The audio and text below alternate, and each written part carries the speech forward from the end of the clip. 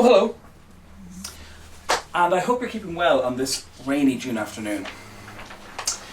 You look like you are in need of a few predictions in advance of the geography exam for Leaving Cert. Right, well, let's do that. We'll start with the ordinary level, why not?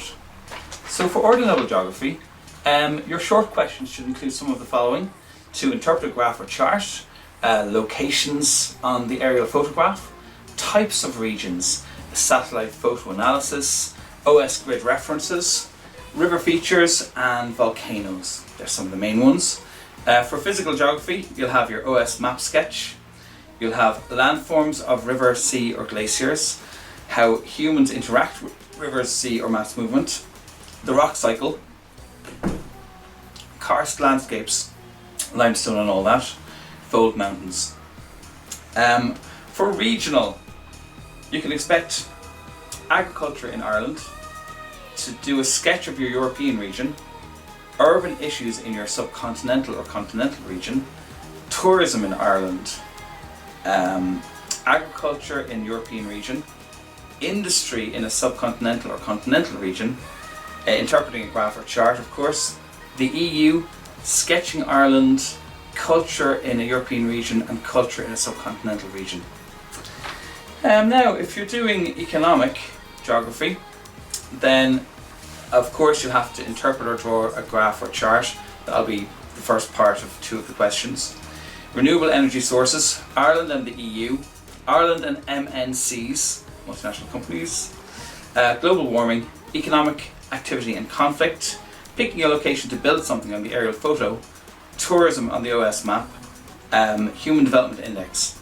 If you're doing human geography, if you're picking that section, you can again interpret a graph or chart, draw a graph or chart. They'll come up with part one of probably questions 11 and 12. Aerial photo sketch will come up with part one of the third question.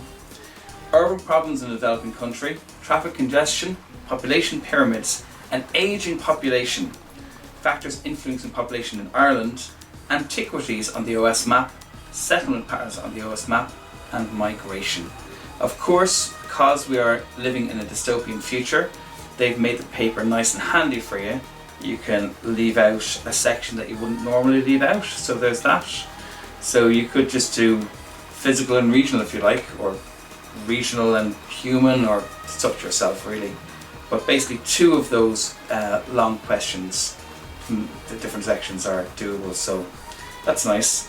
Right, let's see what's next. Higher level geography. So on higher level, for the short questions, Ordnance Survey grid references, interpreting a graph or chart, weather, river landforms, the sea, satellite pictures, glacial features, Ordnance Survey physical features, a cross-section of the OS map, and giving locations about the aerial photo. Now I'm saying these things in a certain order. They're listed in the order of the most likely one to be on the paper down as far as the least likely one to be on the paper. So the order I read these in matters. For physical geography, OS map sketch, landforms of river or sea or glaciers, you'll get your choice usually in those questions.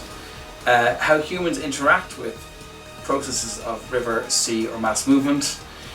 The rock cycle, karst/limestone, humans and rocks, plate margins and boundaries, fold mountains, mechanical weathering.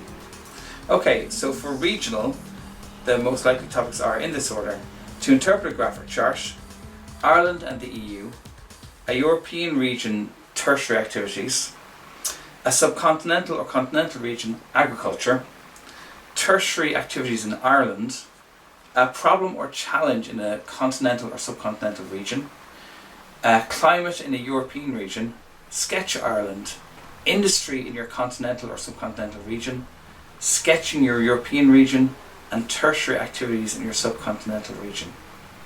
There we go. If you're doing the economic section, then to draw, interpret a graph or chart, Ireland and the EU, economic growth, development, location of manufacturing industry, multinational companies in general, so not necessarily focused on Irish ones, but just in general. An OS sketch, sustainable development, developed countries and tertiary activities. Pick a location for a new building on the OS map. Yeah. Okay, if you're doing the human section, then drawing or interpreting a graph or chart that's standard. Sketch of the aerial photo. Urban growth or problems around urban issues in a developed country. Town functions on the aerial photograph. Why the town developed at its location on the aerial photograph. Population change or development. Central place theory. Population pyramids. Population and technology and OS settlement patterns.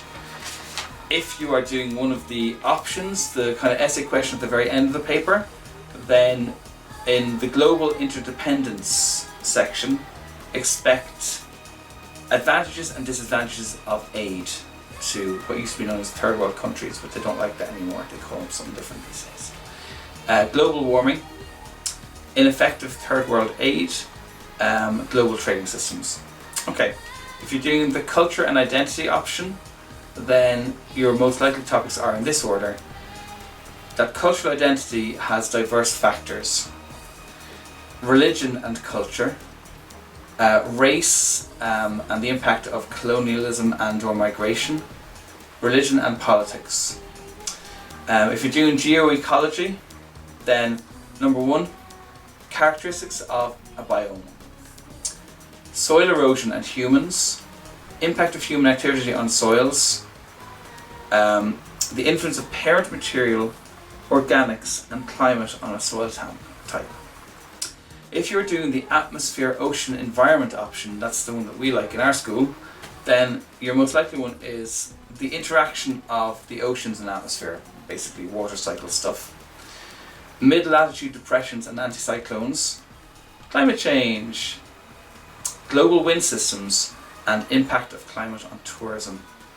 Lovely. So there's some wonderful geography tips for you.